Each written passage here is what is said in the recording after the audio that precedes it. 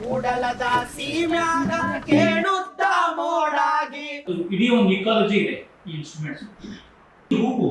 ಈ ಹೂವಿನ ಜೊತೆಗೆ ಸುಣ್ಣ, ಆಮೇಲೆ ಇನ್ನು ಕೆಲವೊಂದು ಐಟಮ್ ಎಲ್ಲ ಬಳಸ್ತಾರೆ ಅದ್ರ ಪ್ರೊಸೆಸಿಂಗ್. ಮತ್ತೆ ಅದ್ರ ಪ್ರೊಸೆಸಿಂಗ್ಗೆ ಜರ್ಮನ್ ಪ್ರೊಸೆಸ್ ಮಾಡೋ 2-3 ವಿಧ ಇದೆ. ಈಗ ಲೆದರ್ ಮಾಡಕ್ಕಿದೆಯಲ್ಲ, ಚಪ್ಪಲಿಗೆ ಬಳಸ್ತಾರಲ್ಲ, ಆ ಚಪ್ಪಲಿಗೆ ಗಲ್ಲೆಬಾಗಿ ಅಂತ ಬರುತ್ತೆ, ನೀವು ಕೇಳಿರ್ಬೋದು. ಮೂಡಲದ ಸೀಮ್ಯಾಗ ಕೇಳುತ್ತ ಮೋಡಾಗಿ ಆಡ್ಯಾಡಿ ಬಾರೋ ಮಳೆರಾಯ.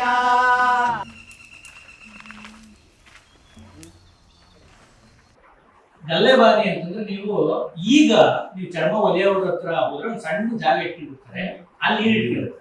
ಆ ನೀರು ತೆಗೆದು ನೆನೆಸಿ ಒಲೆತಾರೆ.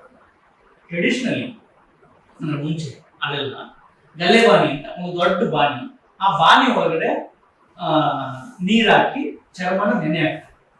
ಸೊ ಹೆಂಗ್ ನೆನೆ ಹಾಕ್ತಾರೆ ಅದನ್ನ ಅಂತಂದ್ರೆ, ಸುಮಾರು ದಿನ ನೆನೆ ಹಾಕ್ತಾರೆ. ನೆನೆ ಹಾಕಿ ಅದು ತುಂಬಾ ಸ್ಮೆಲ್ ಬರುತ್ತೆ, ಅದನ್ನ ಪ್ರೊಸೆಸ್ ಆಗ್ತದೆ, ಈ ಚಕ್ಕೆ ಹಾಕ್ತಾರೆ, ಎಲ್ಲದೂ ಆಗುತ್ತೆ. ಆ ನೀರನ್ನ ಹೀಲಿಂಗ್ ಬೇಕಾಗಿ ಬಳಸೋ ಒಂದು ಪದ್ಧತಿ ಇದೆ. ಇದು ನಮಗೆ ಈ ಹಳೆಯ ವಚನಚೂರು ಮೂವ್ಮೆಂಟ್ ನಲ್ಲಿ ಅದರ ರೆಫರೆನ್ಸ್ ನಮಗೆ ಇದೆ.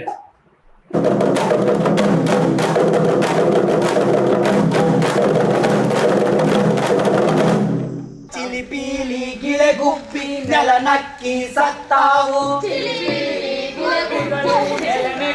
ಸತ್ತಾವು ತಪ್ಪಾದೆ ಬಾರೋ ಮಳೆರಾಯ. ತಪ್ಪಾದೆ ಬಾರೋ ಮಳೆರಾಯ. ಬಹಳ ಇಂಪಾರ್ಟೆಂಟ್, ಸಿಗ್ನಿಫಿಕೆಂಟ್.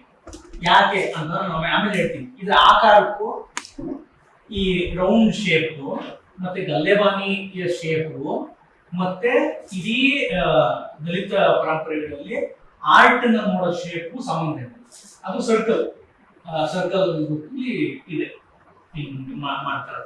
ತಪ್ಪಾದೆ ಬಾರೋ ಮಳೆರಾಯ.